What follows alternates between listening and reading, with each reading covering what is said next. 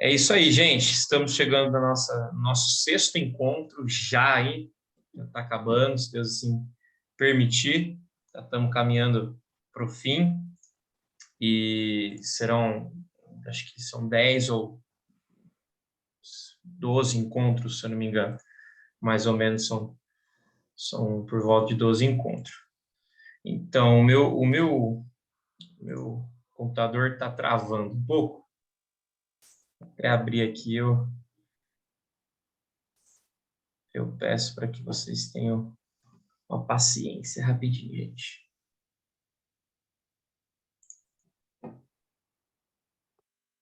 Isso aconteceu de última hora aqui, deu umas travadas boas aqui.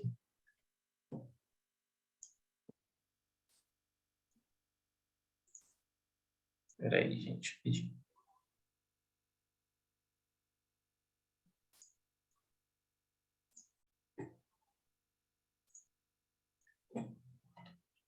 Deixa eu só projetar para vocês aqui. Um instantito.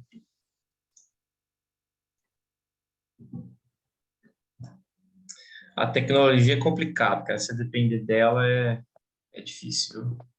Não é no seu tempo, é no tempo dela, que aí é meio doido. Acho que agora vai para eu conseguir transmitir.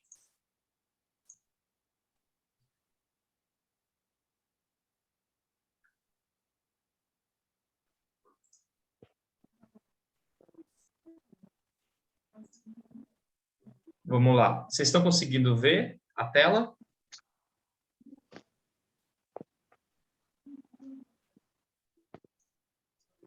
Sim, a tela sim, o Diego, mas a internet eu acho que está ruim, porque está só rodando, a gente... Está rodando.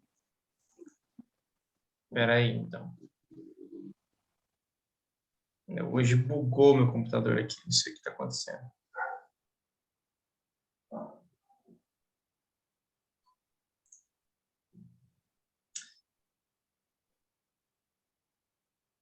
É que eu vou passar vídeo para vocês também, então às vezes é por causa disso também que deu uma travada.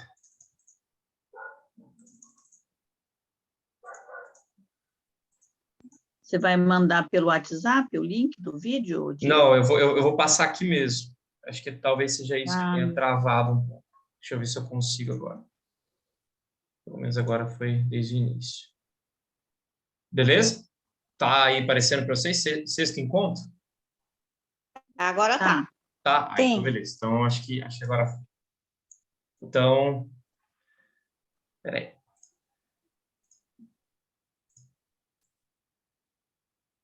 Então vamos lá, gente. Sexto encontro. Nosso sexto encontro, hoje a gente vai falar sobre algo que quase a gente não passa, né? Que são aflições, tentações e obstáculos. É um pouco até difícil de falar o quanto nós passamos, né? E o quanto de momentos nós passamos em relação ao sofrimento, em relação a tentações, obstáculos. E hoje eu quero começar citando um cantor. Ele não é muito famoso, acho que talvez seja um escritor, né? Ele chama Horatio Gates Spafford. E eu tenho certeza que você conhece ele sem saber. Mas a história dele é que ele era advogado, ele tinha uma empresa muito famosa no final do século XIX, e ele perdeu tudo, perdeu todas as posses que ele tinha no final do século XIX por causa de um incêndio que teve em 1871 lá em Nova York. E aí, depois desse incêndio, ele decide passar algum tempo de férias na Europa, e a convite de um pastor amigo dele, pastor até famoso, pastor Moody, muito conhecido por seus escritos, comentários e tal. E aí ele fala assim, então eu vou realmente passar, né, esse tempo na Europa e vou ter esse descanso depois de perder tudo. Ele perde tudo mesmo, as empresas, perde a casa e tal. Só que aí ele decide mandar as filhas na frente e a esposa num navio para a Europa. Nessa história, né, nessa ida das filhas, junto com a mãe. Se eu não me engano, ele tinha 4 filhas e a esposa, então 5 vão antes e o Stafford, né, ele iria depois.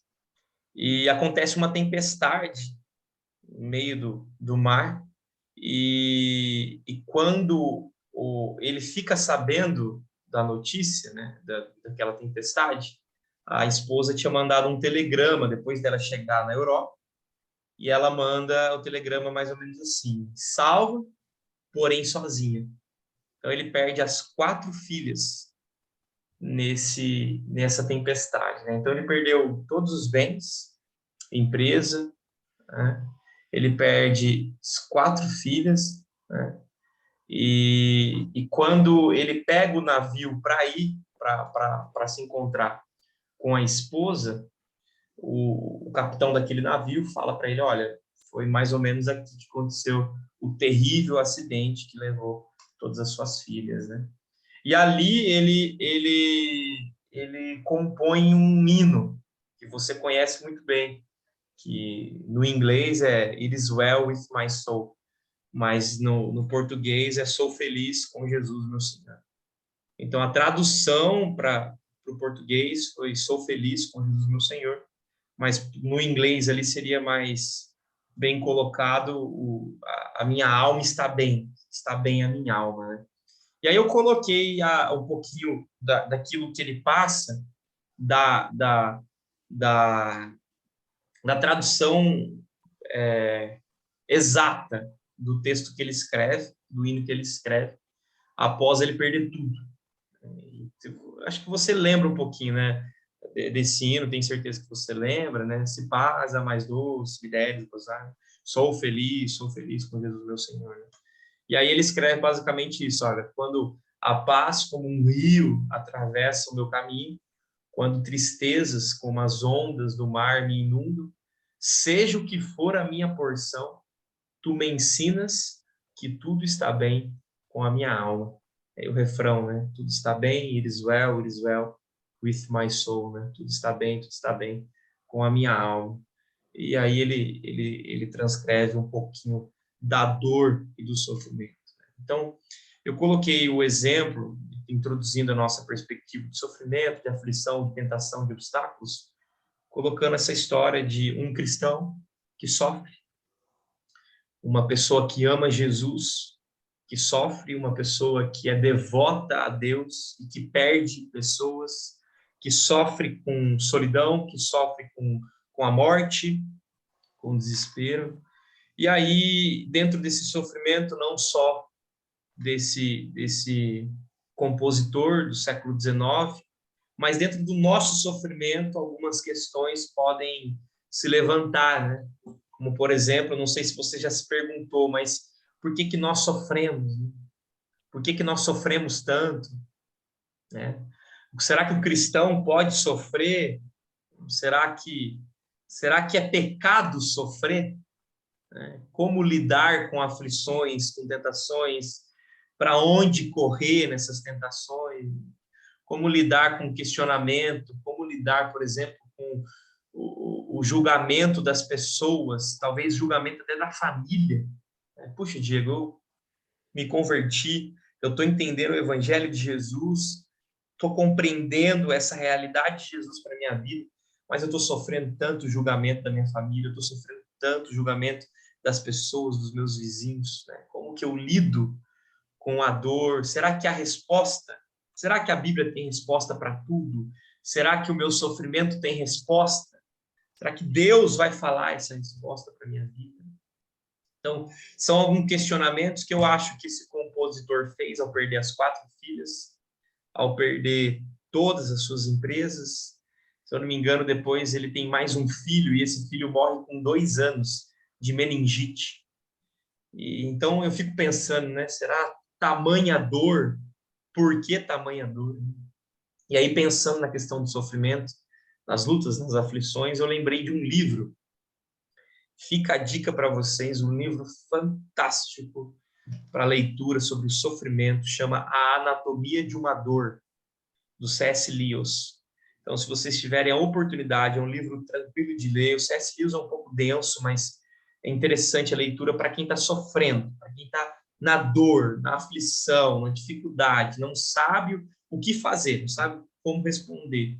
E a Anatomia de uma Dor trata muito disso, né? O C.S. Lewis, ele casa um pouco mais velho, e depois de um tempo que ele casou-se com a Joy, ela descobre um câncer, e aí ela morre repentinamente, e aí ele começa a fazer uma anatomia, a rasgar o coração dele e tentar achar essa realidade da dor. Será que tudo tem resposta, né? Então fica a dica aí em relação ao sofrimento. Então eu quero trabalhar algumas perspectivas, trabalhando o primeiro ponto nas aflições, como nós somos aflitos, né, exaustos. Depois algumas questões de tentações, lembrando que tentação não é pecado, mas são as adversidades da vida que nos chamam para o pecado. E depois a gente vai falar um pouquinho sobre a questão de obstáculos, né? Então, primeiro texto aí, Salmo 46, do primeiro versículo, trabalhando ainda nessas questões das aflições. Vamos lá, o Salmo 46, primeiro versículo, diz assim: Deus é o nosso refúgio e nossa força, sempre pronto a nos socorrer em tempos de aflições. Tempos de aflição. Aí eu tenho colocado com perguntas, porque eu acho que quando a gente vai falar sobre dor, sofrimento, obstáculos, perguntas são mais interessantes do que respostas. Então, por que não devemos temer nas perspectivas das aflições? Primeira resposta para o meu coração e para o seu coração é que nós não devemos temer porque ele é o nosso refúgio e a nossa força. Gente, lembrar que o nosso Deus é o nosso refúgio e a nossa força é lembrar que as coisas desta vida, é lembrar que o meu coração, é lembrar que a minha família, é lembrar que o meu emprego, é lembrar que os bens que eu tenho, qualquer coisa deste mundo, não é refúgio e nem força. Não importa se todas as pessoas correm falando que a nossa força e o nosso refúgio está no trabalho, no nosso convênio médico, naquilo que eu tenho, nos bens que eu estou deixando para minha família. Mas a realidade e a primeira verdade para minha aflição e porque eu não devo temer as dificuldades dessa vida é que o meu refúgio e a minha força está no nosso Senhor. E ele é sempre pronto a me socorrer em tempos de aflições.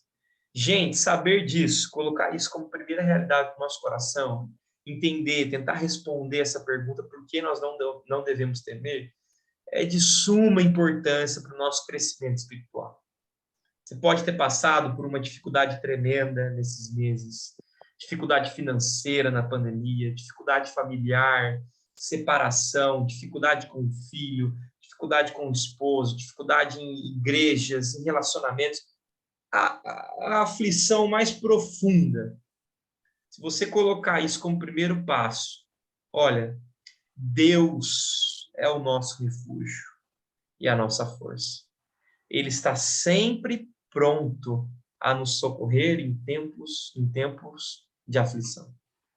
Isso muda a nossa perspectiva, porque quando eu digo que ele é a nossa força, quando eu digo que ele é meu refúgio, ao mesmo tempo eu estou dizendo que eu não sou. A gente precisa parar, gente, para pensar e lidar dessa forma com os nossos problemas. Eu não resolvo tudo. Eu não sou o refúgio. Eu não sou a força. A resposta é simples. Nós não tememos porque ele é o refúgio, ele é o amparo. Lembra aí das vezes que você foi para a praia e aquele finalzinho de dia, né, que geralmente termina com uma tempestade, principalmente em Ubatuba, né, que é conhecido como Uba-chuva. Você lembra daquele temporal, então você vê o mar já revolto, mexido, todo mundo começa a sair da praia. E nada como você encontrar um refúgio, uma fortaleza, talvez um prédio ali próximo para refugiar, para ter um refúgio tranquilo. Esse é o nosso Deus, que no meio da tempestade você não encontra mais ninguém. mas você encontra um Deus todo-poderoso que fala, olha, eu sou o refúgio, eu sou a calmaria no meio desse mar. Então, não passe nenhuma aflição a mais na sua vida sem saber disso. Pode ser morte, relacionamentos frustrados, perda, emprego, fome, perigo, qualquer tipo de aflição.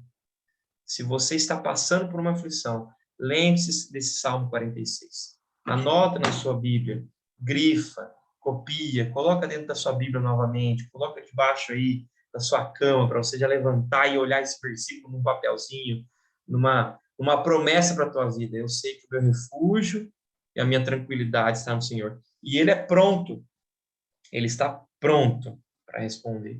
Ainda bem que nós não somos os nossos próprios refúgios, o nosso socorro ou a nossa força. Imagina se você fosse o seu refúgio, se você fosse o seu socorro, como seria frustrado. Porque até a gente, para um pouquinho para pensar, né, gente? Até a gente tem dificuldade para ser refúgio dos outros. É ou não é? A gente mesmo tem dificuldade. Então, se a gente tem dificuldade, imagina se a gente fosse o próprio refúgio, a própria fortaleza, o próprio socorro. Então, por que nós não devemos temer? Porque o nosso Deus é o refúgio, o nosso Deus é um socorro bem presente em tempo de aflição. Lembra disso, você que está chorando, você que está com dificuldade, você que está passando por maus bocados, onde você vai imaginar que não tem nenhum refúgio. E às vezes não tem mesmo, não tem família que salve, não tem amigo que console, não tem ninguém.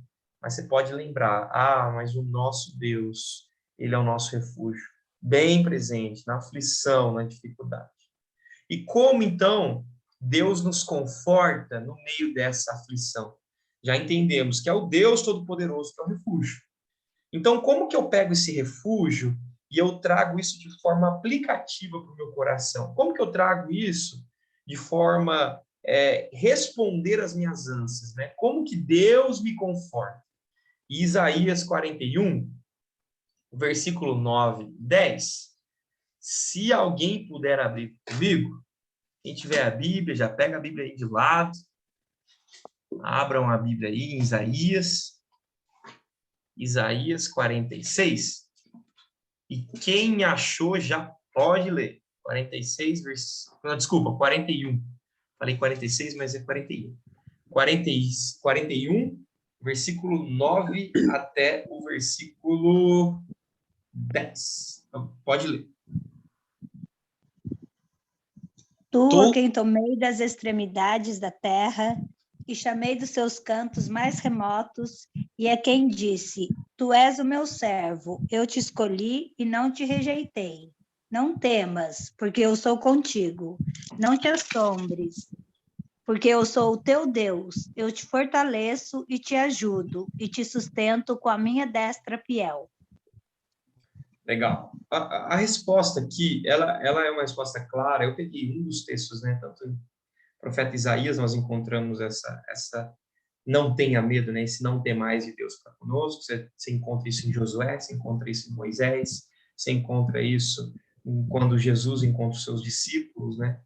Então, essa ideia de não temais é interessante. Como que Deus, então, nos conforta? Ele vai reafirmar a nossa identidade nele.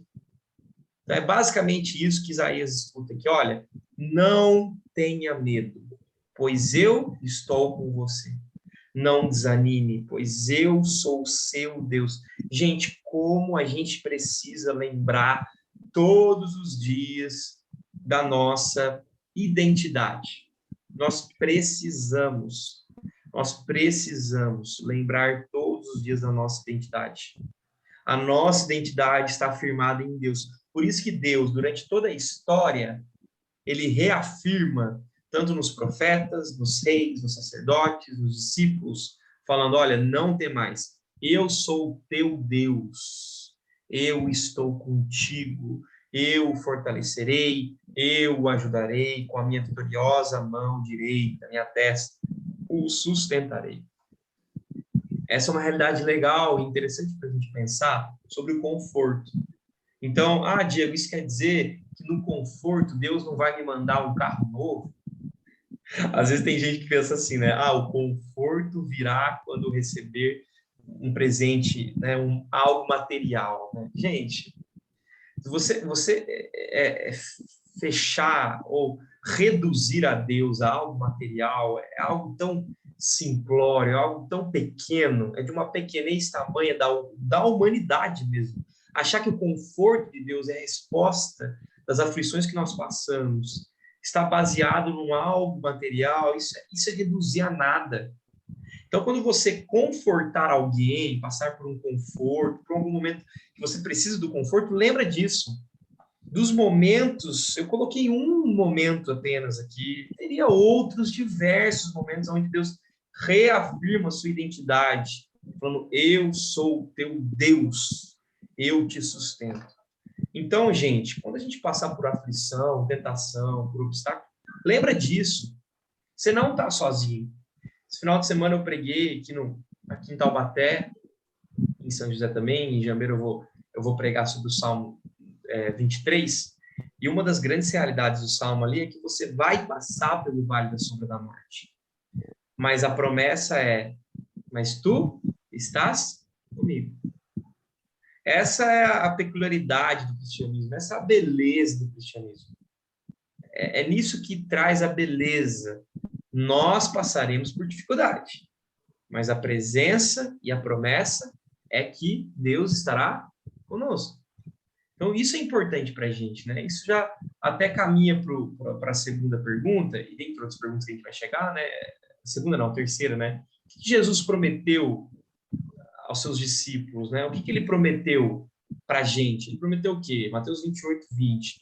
Ensinem esses novos discípulos a obedecerem a todas as ordens que eu lhes dei, e lembrem-se disto, estou sempre com vocês até o fim dos tempos. A gente vai passar por dificuldade, mas a gente precisa lembrar, e não somente lembrar o nosso coração, como lembrar os outros, como o próprio texto vai dizer, que Deus estará conosco, Cristo estará conosco, através do seu Santo Espírito, consolando, confortando, nos chamando para a presença de Deus, até o fim dos tempos. Até o fim. Sabe qual que é o nosso problema, gente? É que nós não conhecemos as promessas de Cristo para a nossa vida. A gente conhece, às vezes, só de decorar, mas de conhecer mesmo, profundamente, sabe aquele conhecimento profundo, de estar junto, de lembrar mesmo? Então, a gente esquece isso. E esse que é o nosso problema. Então, o ponto aqui é que ele está aqui. Às vezes você não vai ter força o suficiente. A maioria das vezes a gente não tem força suficiente para passar. Então, a maioria das vezes a gente também não vai entender. A gente não entende, a gente não sabe, a gente não gosta muitas vezes, a gente não vai, a gente não pode, a gente está chorando, está triste, está desesperado, mas o ponto é, o Senhor está aqui. Sabe? Ele prometeu, é promessa, estarei com os meus até o fim. Até o fim, é lembrar disso. Posso passar por tentações, posso passar por aflições, posso passar por dificuldades e obstáculos, mas eu estarei contigo até o fim, é Cristo dizendo para a gente.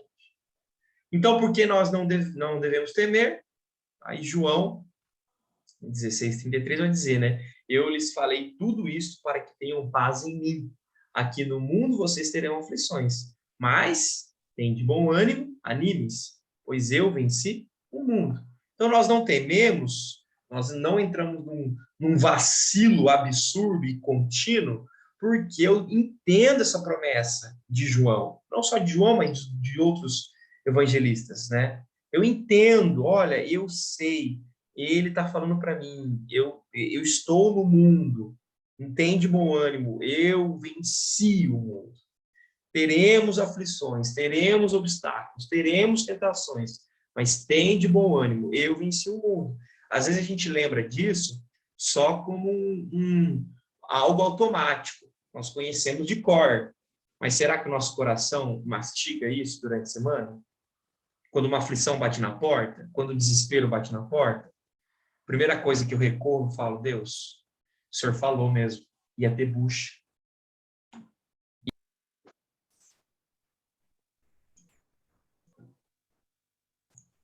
Gente, eu acho que minha internet caiu aqui, alguma coisa que aconteceu. Eu vou cair aqui tive um obstáculo já. Estou tendo alguns obstáculos. Espera aí que eu vou voltar aqui. Mas fiquem tranquilos que eu também estou gravando aqui.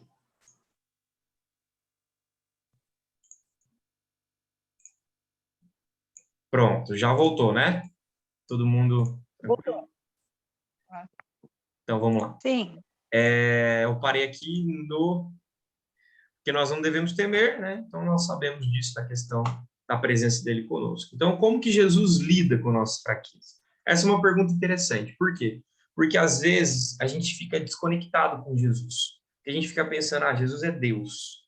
Mas a gente esquece da humanidade de Jesus, como ele passou pelas dificuldades. Esse é um texto muito importante. Abram comigo aí, Hebreus 4.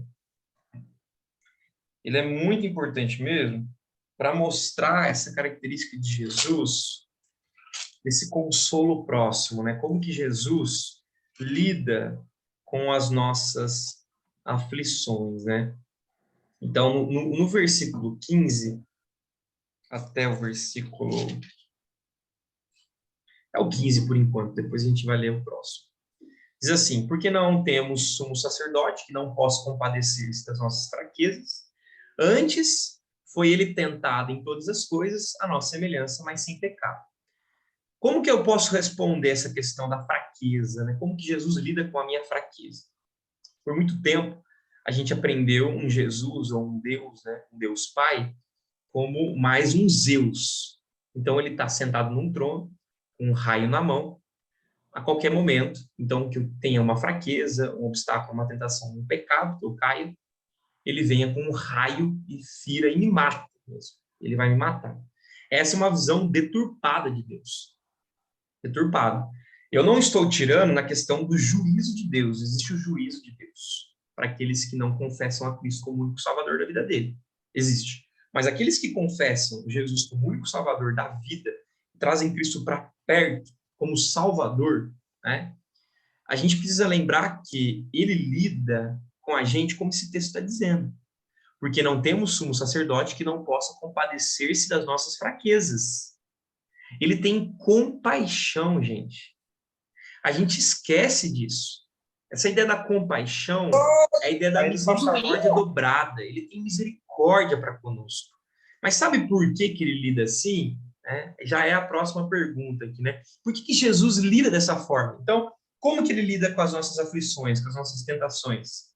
Ele lida com compaixão, mas por que Jesus lida dessa forma? O próprio texto vai continuar. Por quê? Porque antes foi ele tentado em todas as coisas, a nossa semelhança, mas sem pecado.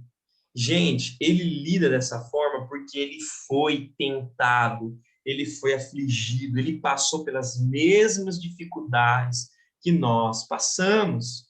Ele passou por dor, por sofrimento, por fome, por tentações, por adversidades, por choro, por morte, por doença. Ele passa por isso. Então, por ele passar por isso, ele olha essa realidade humana, desesperadora, dificuldade tremenda, absurda, e ele fala, eles sofrem demais. E eu passei por esse sofrimento. Então, por isso, ele foi tentado em todas as coisas. A nossa semelhança, eu gosto muito desse termo, a nossa semelhança. Essa ideia traz uma proximidade. Então, lembra aí um pouquinho das suas tentações, das suas aflições.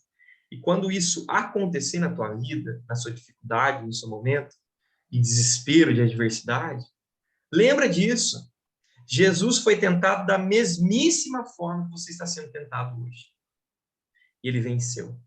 E por causa que ele venceu, porque ele venceu, hoje nós temos vida. Então é interessante, esse texto de Hebreus é um texto que tem que marcar no nosso coração.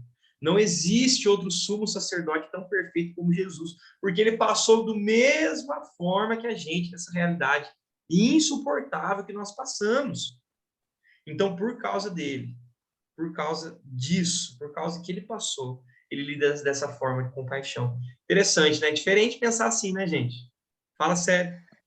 Quando você sofrer, quando você passar por uma luta, quando o pecado bater na porta, te chamando para o erro, para a luxúria, para o adultério, para a dificuldade, para os olhares perversos que nós passamos, quando isso bater na porta, lembra, Deus lida com a nossa fraqueza, com a nossa dificuldade de uma forma de compaixão, lembrando que ele também passou por isso. A diferença é o que o próprio texto diz, mas ele passou sem pecar. Nós pecamos, ele venceu. Então, sabendo disso, né, sabendo desse amor, o que nós faremos então? Qual que é a nossa resposta no meio da tentação?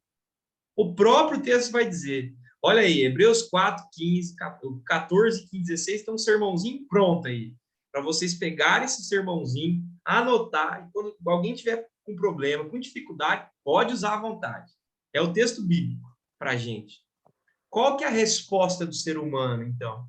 Acheguemo-nos, portanto, confiadamente, junto ao trono da graça, a fim de recebermos misericórdia e acharmos graça para socorro em ocasião oportuna. Resposta para a gente qual que é? Como que Deus lida? Com compaixão. Por que ele lida dessa forma? Porque ele passou o sofrimento terreno. Qual que é a minha resposta? Acheguemo-nos, portanto, confiadamente junto ao trono da graça. Essa é a nossa resposta. A gente tem que se achegar a Deus, gente. A gente tem que se achegar a Deus. Muita gente aí fora que fica, eu falei faz pouco tempo disso, só deitado no berço esplêndido da teologia. Gente, o evangelho vai muito além disso. Se você não buscar, se você não ler, se você não orar, o que Deus tem preparado para você receber essa bênção de Deus, de desfrutar da palavra dele, gente. Não adianta. A salvação, com certeza, é uma via de mão única. É Deus que opera, é Deus que arrebenta o nosso coração. A ordem de salvação vem dele, mas há uma resposta do homem em buscar, em se achegar ao trono da graça, confiadamente, não por causa das próprias obras, mas porque Jesus fez já. Então eu chego confiadamente ao trono da graça de Cristo, porque Jesus já fez. Então eu fico tranquilo. Por quê? Porque assim eu recebo misericórdia e graça para socorro em ocasião oportuna. Gente, a gente dá uma avacalhada, a gente pisa na mandioca, na lama, e a gente não conhece a palavra de Deus. Então, se você começa a pegar algumas perguntas como essas, e vai anotando no teu coração, no caderninho do coração, da alma, puxa, lembra aí, ó, Deus lida com o meu problema como? Com compaixão. O texto de Hebreus fala isso. Por que ele lida dessa forma? Porque ele sabe o que é ser humano. Ele passou pelas mesmas dificuldades. E como que eu respondo a esse amor tremendo? Puxa, eu respondo esse amor tremendo me achegando cada vez mais perto dele. Lendo, orando, amando pessoas, cuidando de pessoas. É isso. É basicamente esse o caminho das minhas aflições derramadas perante ao sumo sacerdote que está ao lado do Pai. Gente, passar por dificuldade, tendo essa perspectiva bíblica, é outra questão, é outro mundo. Você não vai ficar sorrindo todo o tempo, mas você sabe que você tem um Deus que sorri para você e que está dizendo, olha, eu estou aqui, calma, está tudo bem. Outra pergunta. Esses três textos são três textos conhecidos. Eu vou passar rapidinho neles, porque senão não vai dar tempo de a gente terminar. Mas para a gente lidar um pouquinho ainda nessa perspectiva de tentação, né? A gente falou sobre aflição, a gente entrar um pouquinho na questão da tentação. Né? Quais os principais agentes de tentação para o ser humano? Né? Coloquei esses três textos, que são os três textos mais conhecidos em relação aos agentes que vão te perturbar o resto da vida. Primeiro agente, 1 João 2,15. Não ameis o mundo, nem as coisas que há no mundo. Se alguém amar o mundo, o amor do Pai não está nele. Primeiro problema para o cristão, o mundo. O texto é claro, não ameis as coisas deste mundo. Tem gente amando muita coisa deste mundo, gente. A pergunta talvez seja, você está amando tantas coisas desse mundo Para que você vai viver no próximo mundo com Deus se você ama mais as coisas desse mundo? A pessoa ama mais carro, a pessoa ama mais fazenda, a pessoa ama mais os bens, a pessoa ama mais ter dinheiro, a pessoa ama ter mais influência. Gente, nada disso você terá com Cristo na vida eterna. Não precisa. Ele é tudo. Ele é tudo que nós precisamos. Então, talvez seja uma pergunta para você. Está passando por tentações? Que às vezes você está dando muito ouvido para esse primeiro agente que te arranca de ter uma vida profunda com Jesus. Primeiro agente, mundo, anota aí. Segundo agente de tentação para a nossa vida. Gálatas 5:17. Porque a carne milita contra o espírito, e o espírito contra a carne, porque são opostos entre si, para que não façais o que porventura seja do vosso querer. Primeiro mundo, segundo carne, a carne, o seu próprio eu. Você é o seu maior problema. O Diego é o meu maior problema. A Elaine é o maior problema da Elaine. A Nelma, a Nilce, o João, o Paulo, todos são os maiores problemas de vocês. Carne, porque a carne milita, guerreia contra o espírito contra a carne, porque são opostos entre si. Aí, teve uma vez que eu fui aconselhar uma pessoa, ela falou, Diego, mas e aí? Tem carne e tem espírito. Eu vou até o fim da minha vida com carne e espírito, com certeza. Mas e aí, quem que vai ganhar? Aí eu falei, quem se alimentar mais. É basicamente isso. Então, a pergunta para as nossas tentações talvez seja assim, quem que eu estou alimentando mais? Tem gente que você vai conversar, a pessoa fala, nossa, essa semana foi 1000 tentações. Tentações atrás de tentações. Mas o cara não para de olhar pornografia. O cara não para de ver contatos que vão levar ele para o pecado. O cara não para de ficar se envolvendo só com dinheiro, com jogo. O cara não para de conversar com aquela pessoa que sabe que vai levar para a tentação. Aí chega no final de semana e fala, nossa, minha semana foi horrível. Só tentação. Então, pensa aí. Às vezes você está passando uma vida só com tentação porque você só está dando corda para quem? Para os agentes. Carne e mundo. Sua vida vive a semana inteira só dando corda para mundo, para as coisas do mundo, para a carne e tal. Aí chega no final de semana, tem 1 hora de espírito, que é o culto. Sai da hora do espírito e fala, nossa, agora eu estou cheio. Agora eu vou para o mundão e eu vou arrebentar e vou ganhar. Não vai ganhar nada, a gente não ganha. Então, é a dependência do Senhor diariamente. Diariamente. Grãozinho, grãozinho, a galinha, enche o papo.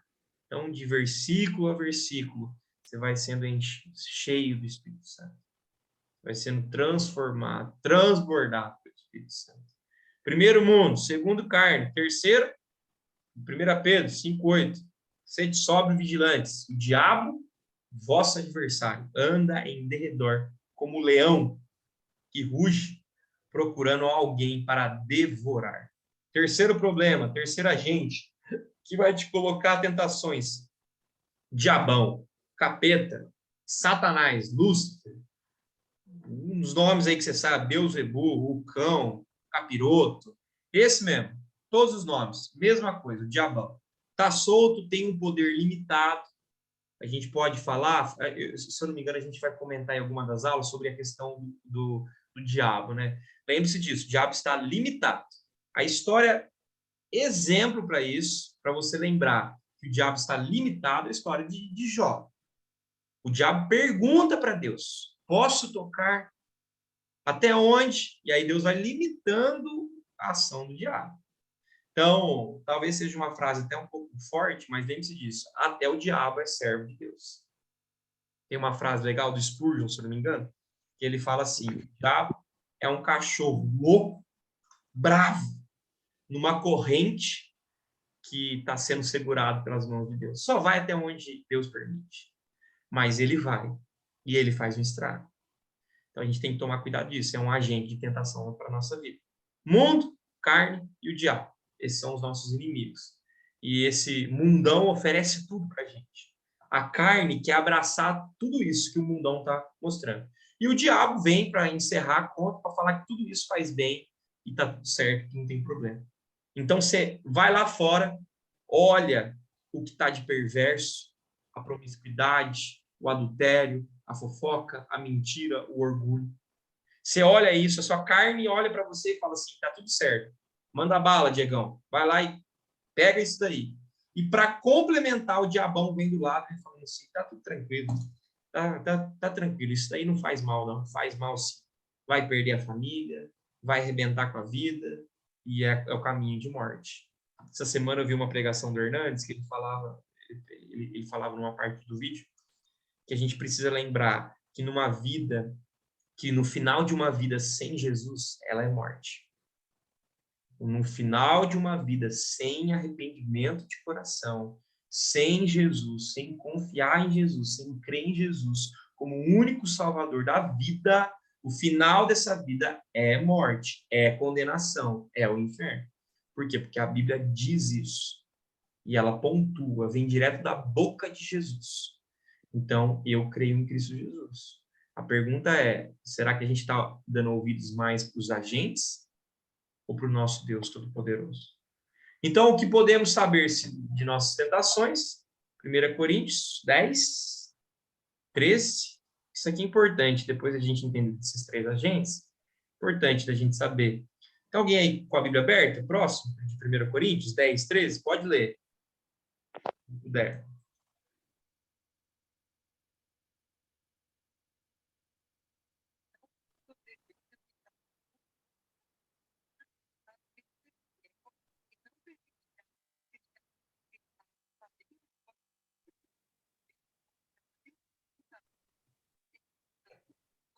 Não vos sobreveio nenhuma tentação, Alguém senão pode ler? humana.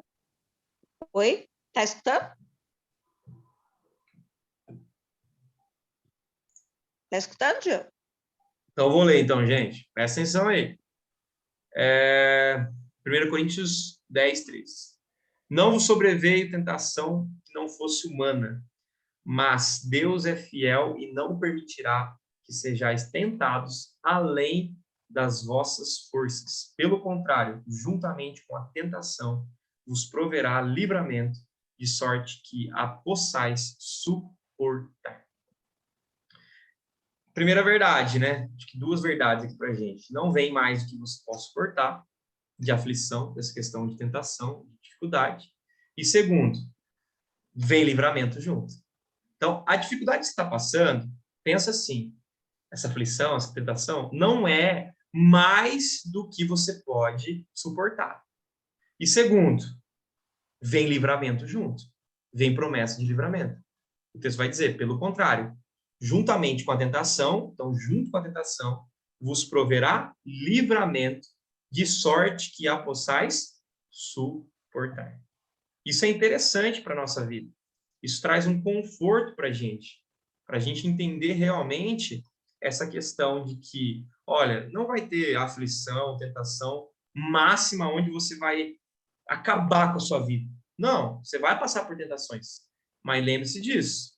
Deus, ele é fiel e não permitirá que sejais tentados além das nossas forças. Talvez você esteja passando por uma aflição, por uma tentação muito difícil. Falando, nossa, Deus, está difícil demais, está muito puxado, está complicado. Mas você terá livramento em relação a essa tentação. Como ultrapassar obstáculos? Rapidamente, para a gente correr aqui, porque eu quero passar um vídeo para encerrar e já está chegando no finzinho do meu tempo. Mas como que eu evito tentações? Eu coloquei diversos textos aqui, eu vou ler rapidinho para vocês. Tiago 4:7. Então, anota aí, gente, como que você pode evitar, tira foto aí, anota esses textos. Como que você pode evitar? Portanto, submeta-se a Deus, resistam ao diabo e ele fugirá de vós. Primeira realidade para você evitar tentações, submeter a Deus. Submissão a Deus. O que quer dizer submissão a Deus? É toda a esfera da sua vida ser submetida a Deus. Surgiu a possibilidade de mudar do país. Chega para Deus e fala, Deus, sou submetido ao Senhor. O Senhor quer?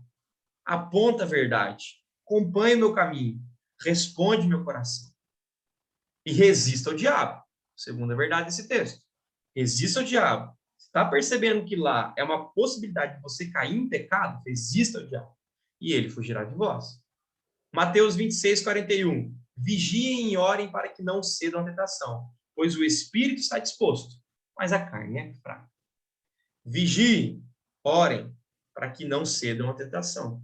Então, você tem aí um 2 mais 2 igual a 4, né, uma forma um pouco mais prática, para você viver contra esses obstáculos, né, para você passar por esses obstáculos, tentações, dificuldades. Vigiem e orem. Essa ideia de vigiar e orar é realmente estar alerta. É como vigia, é como porteiro, que está sempre alerta. Ele precisa estar sempre alerta. A qualquer momento, seu senhor pode chegar. Então, ele está alerta, pois o espírito está disposto, mas a carne é fraca. Eu já reconheço que a carne é fraca. Salmo 119, 11. Outro passo para você evitar tentações. Guardei tua palavra em meu coração, para não pecar contra ti. Escondi tua palavra no meu coração, para não pecar contra ti. Vigiar, orar, esconder a palavra no coração, ser submisso a Deus, resistir ao diabo. 2 Timóteo 2:22. Fuja de tudo que estimule as paixões da juventude. Em vez disso, busque justiça, fidelidade, amor, paz na companhia daqueles que invocam o Senhor com o coração. Tem como fugir, gente, das paixões da juventude, essas paixões que arrebentam o nosso coração de pecado. Em vez disso, busquem justiça, fidelidade, amor, paz. E é interessante que o texto vai finalizar, né? Na companhia daqueles que invocam o Senhor com o coração puro. O nome disso aqui, sabe o que é? Igreja. Buscar na companhia daqueles que buscam também coração. Então, como que eu vou reagir a esses obstáculos e aflições? Meus irmãos, considerem motivo de grande aflição, de grande alegria, desculpa, sempre que passarem por qualquer tipo de provação. Tiago, no primeiro capítulo, versículo 2 e no versículo 4, ele vai dizer sobre isso, né? E é necessário que ela cresça, pois quando estiver plenamente desenvolvida a perseverança, vocês serão maduros e completos, sem que nada lhes falte. Gente, é interessante. É para a gente considerar de motivo de alegria o passar por provações. Porque essa provação vai trazer perseverança para o nosso coração. E é necessário que essa perseverança, que esse coração zeloso, que essa espiritualidade mais madura cresça, que estiver plenamente desenvolvida, vocês serão maduros e completos, sem que nada lhes falte. Maturidade, né? Já dizia o bom ditado. Mar calmo não faz bom capitão. É mar revolto, é tempestade, é dificuldade que vai fazer bom capitão. É igual professor ou um comerciante. Dia tranquilo, mesma coisa. Mas o dia que pega fogo, muita gente, muito cliente, muito aluno pegando fogo na sala, você consegue passar por essa dificuldade aprendendo um pouco mais. Então, qual que é a promessa que nós temos no sofrimento? Eu quero deixar algumas promessas aqui, né? Feliz é aquele que suporta com paciência as provações e tentações, porque depois receberá a coroa da vida que Deus prometeu àqueles que os amam. Isso é uma promessa linda. Tem em Apocalipse também, 2, eu queria deixar esse texto com vocês, 2:10, sobre a questão ainda da dificuldade, vai dizer assim: não temas as coisas que tens de sofrer. Eis que o diabo está para lançar em prisão alguns dentre vós, para ser dispostos à prova, e tereis tribulação de 10 vezes. Sê fiel até a morte, e dar-te a coroa da vida. Aquele que é cristão entende a promessa. Ele compreende que vai acabar. E a promessa é: eu estarei contigo até o fim. E há de vir o momento que nós teremos o gozo, a tranquilidade eterna. Lembre-se disso, gente. Provação, obstáculo, tentação não vai ser para sempre. Quando você encerrar sua vida aqui e entrar no paraíso com Cristo, perfeito, lugar perfeito, sem dor, sem choro, sem nada, você não vai ter mais isso. Você não vai precisar mais ter tentação, porque lá está perfeito. Lá é o lugar aonde Cristo já venceu pela gente. Então, como que eu vou lidar com aflições, com adversidades, com tentações, com obstáculos? sempre lembrando que eu sou fraco, mas que Deus é forte. Que eu posso alimentar tanto a minha carne quanto o espírito. E a pergunta é, qual que eu estou alimentando mais ou menos? E aí eu coloquei, eu peguei um vídeo de um menino, ele chama Paulo Henrique, e eu espero que esse vídeo fale ao seu coração em relação a dificuldades, aflições, e levantar e falar, olha, Deus está comigo, eu vou fazer. Então, vejam se está passando certinho para vocês aí, e se o áudio está tudo ok, vocês estão ouvindo certinho, tá bom? No mundo tereis aflição, certo? Então não tem como eu dizer para você que é fácil. Porque se o próprio mestre, se o Messias que nasceu perfeito, tanto em sua forma física quanto em seu caráter, sofre aflição, que dirá eu que sou falho. Paulo Henrique Nascimento Pereira. Eu tenho 24 anos. Daqui de Paranapanema. A vida é aflita, o mundo é assim. Mas ele também fala, tem de bom ânimo, pois eu venci o mundo. Por isso eu venho trabalhar todo dia a gente vence, mas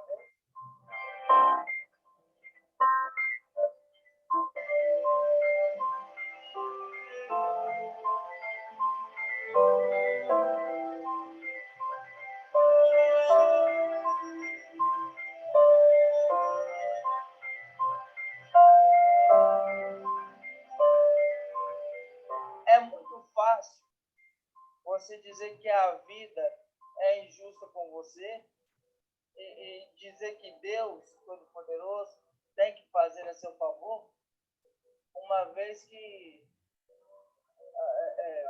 você se deita e espera a recompensa de Deus cair no seu colo. Mas se você parar para pensar, nenhum dos homens de Deus tiveram sua recompensa no colo. Abraão teve que largar sua família. Moisés teve que atravessar o deserto. Jesus, poxa, foi crucificado. Então, se você quer uma recompensa de Deus, faça seu esforço. Deus não vai te recompensar por ser uma pessoa. Entendeu? A palavra diz que o trabalho dignifica o homem. Vamos ser dignos, trabalhar.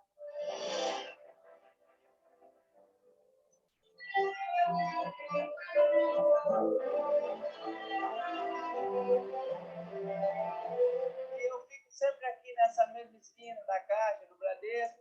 Se quiser vir cá comprar uma balinha, pode vir. Se quiser conversar do amor de Deus, pode vir 2 vezes. A gente está sempre por aqui. Beijão.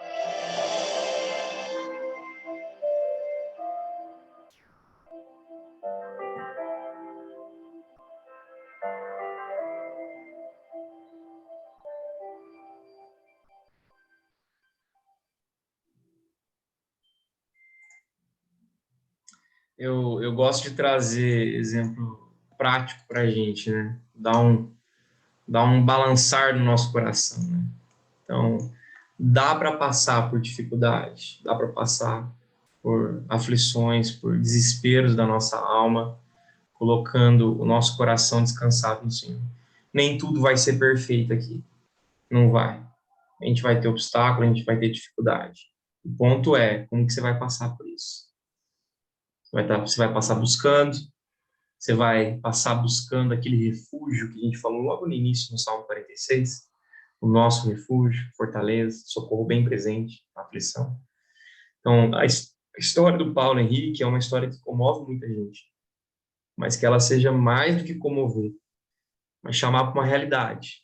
Né? Eu tenho as minhas dificuldades, cada um tem a sua dificuldade, sua limitação, mas não viva em função dessa dificuldade. Tem muita gente que vive em função da aflição, vive em função da tentação, como eu disse, semana inteira na tentação, semana inteira no obstáculo. Tira um pouquinho do foco e foca naquilo que resolve. Palavra de Deus, espiritualidade profunda, conhecer mais de Deus, conhecer mais de Cristo Jesus. Essa é a minha oração nesse 6º encontro, falando sobre aflições e tentações. Gente, valeu, Deus abençoe.